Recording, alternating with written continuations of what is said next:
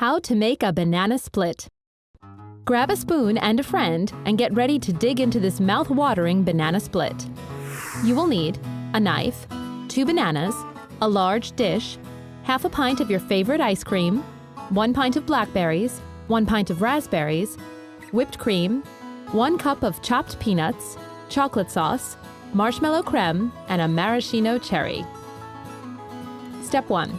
Slice each banana lengthwise and arrange the pieces in a large dish.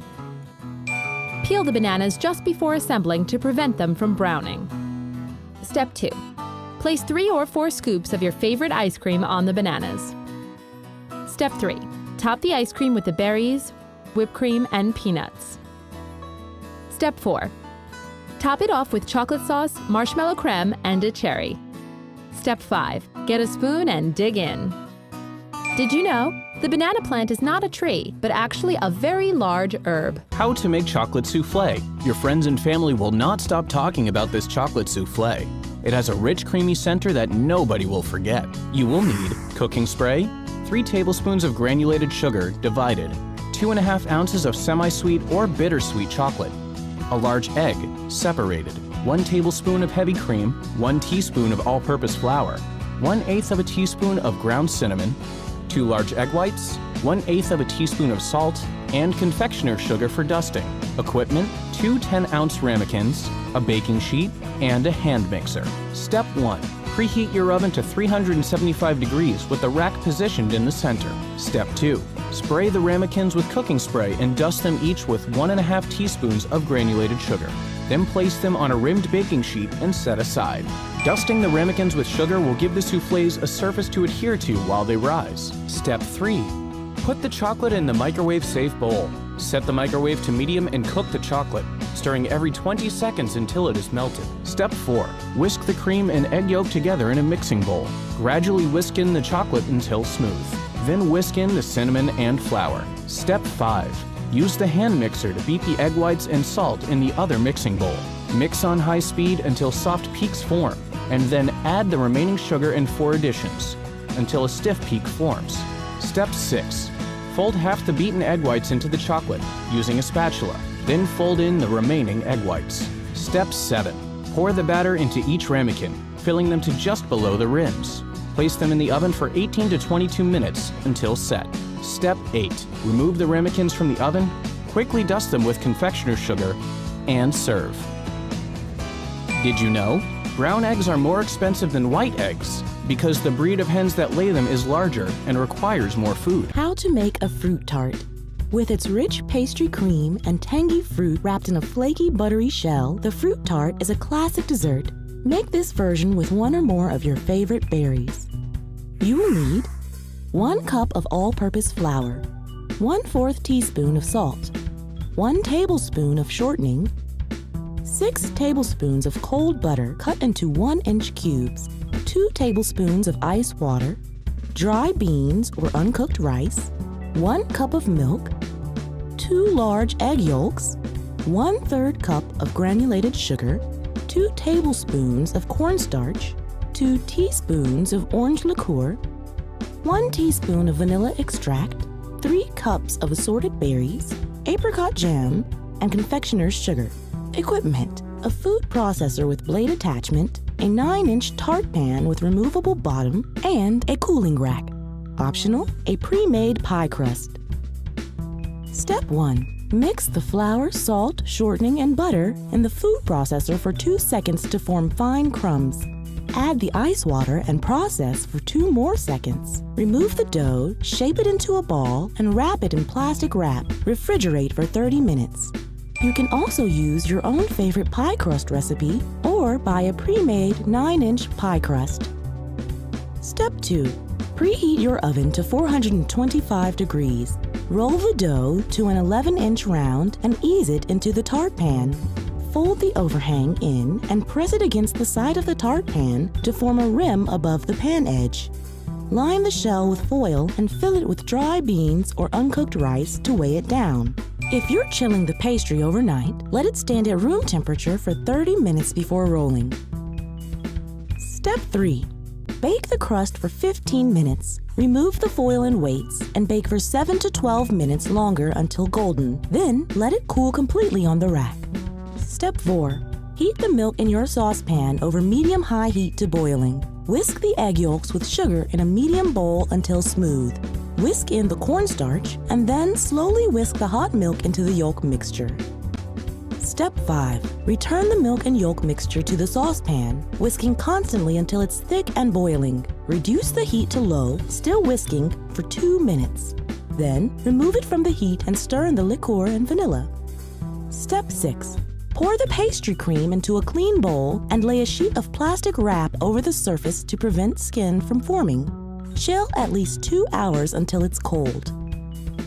Step 7.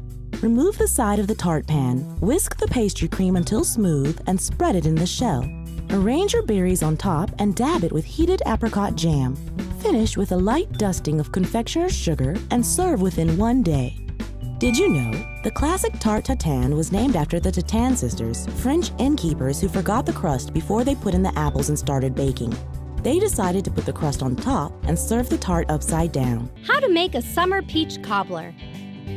This peach cobbler is a great American summer classic that's filled with such luscious fruit, you'll be tempted to finish the whole thing in one sitting. You will need 1½ pounds of ripe, fragrant peaches, 1/4 to 1/2 cups plus 3 tablespoons of sugar, 1 tablespoon of cornstarch, 1 tablespoon of fresh lemon juice, a 2-quart baking dish, a baking sheet, 1½ cups of all-purpose flour, 1½ teaspoons of baking powder, a 1/4 teaspoon of baking soda, a 1/4 teaspoon of salt, 4 tablespoons of cold unsalted butter cut into 1/2-inch cubes, 3/4 of a cup of buttermilk, and vanilla ice cream. Optional: 4 or 6-ounce ramekins, a pastry blender, and whipped cream. Step 1. Preheat your oven to 350 degrees. Step 2. Cut the peaches in half and discard the pits. Cut the peach halves into 1/2-inch thick wedges and the wedges in half so you're left with chunks of fruit. For the best cobbler, use peaches that have been picked ripe. Step 3. In a large bowl, whisk together the cornstarch and anywhere from 1/4 to 1/2 cups of sugar, depending on how sweet the peaches are. Step 4. Add the cut peaches and lemon juice and toss gently to combine. To help ripen peaches fast, you can store them in a brown bag at room temperature. Step 5. Fill a 2-quart baking dish with the peach mixture and place on a baking sheet. You can also make this dessert in individual portions by using 4 or 6-ounce ramekins. Step 6. Time to make the topping. Whisk together the flour, the baking powder, the baking soda, the salt, and 2 tablespoons of sugar in a large bowl.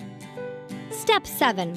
Using a pastry blender or your fingertips, blend in the butter until the mixture looks like coarse meal. Step 8. Add the buttermilk and stir just until a dough forms. If you don't have buttermilk and don't want to run to the store, mix the same amount of regular milk with 1 teaspoon of lemon juice or white vinegar and let sit for 5 minutes. It's a great substitute. Step 9. Drop the dough in large 1/4 cup dollops onto the peaches and sprinkle the dough with the remaining teaspoon of sugar. Step 10. Bake until the fruit is bubbling and the buttermilk biscuit topping is golden brown, approximately 30 to 40 minutes. Step 11. Cool for about 15 minutes and serve with plenty of vanilla ice cream or whipped cream. Did you know there are nearly 300 varieties of peaches grown in the United States, including the nectarine, which is a smooth-skinned genetic mutation of the standard fuzzy peach? To make bacon ice cream. Love breakfast? Love dessert? Combine the two with bacon ice cream. You will need 5 strips of bacon, 2 teaspoons of light brown sugar, 3 tablespoons of salted butter, 3/4 of a cup of packed dark brown sugar, 2 3/4 cups half and half, 5 large egg yolks, 2 tablespoons dark rum, and 1/4 of a teaspoon of vanilla extract. Equipment: a silicone mat, a wire rack, a mesh strainer, and an ice cream maker. Optional: maple syrup and cinnamon. Step 1. Preheat your oven to 400 degrees Fahrenheit and lay the bacon on a baking sheet lined with a silicone mat or aluminum foil, shiny side down. Then sprinkle the light brown sugar evenly over the bacon. You can reduce maple syrup down to a thick glaze and brush it on the bacon instead of using brown sugar. Step 2. Bake the bacon for 12 to 16 minutes. After 6 to 8 minutes, flip the strips and drag them through the syrupy liquid that is collected on the baking sheet to coat them. Then continue baking until the bacon is dark brown. Step 3. Cool the strips on a wire rack and then chop them into tiny pieces. Step 4. Make the ice cream custard by melting the butter in a saucepan and stirring in the dark brown sugar and half of the half and half. Pour the rest of the half and half into a bowl and set the bowl in an ice bath with a mesh strainer over the top. Step 5. Stir the egg yolks together in a separate bowl and gradually add the warm brown sugar mixture, whisking as you pour. Then pour the mixture back into the saucepan. Step 6. Cook the mixture over low to medium heat, stirring constantly and scraping the bottom of the pan with a spatula until the custard thickens enough to coat the spatula. Step 7. Pour the custard through the strainer into the half and half, stirring until it's cool. Add the rum and vanilla extract. Try adding 1/4 teaspoon of cinnamon along with the rum and vanilla.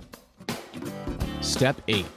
Thoroughly chill the mixture and then freeze it in your ice cream maker according to the manufacturer's instructions. Add the bacon during the last moment of churning or stir it in when you remove the ice cream from the maker. Serve it in a bowl or in a cone and have breakfast for dessert. Did you know? The ice cream cone was first invented in 1904 and was debuted to the world at the St. Louis World's Fair that year.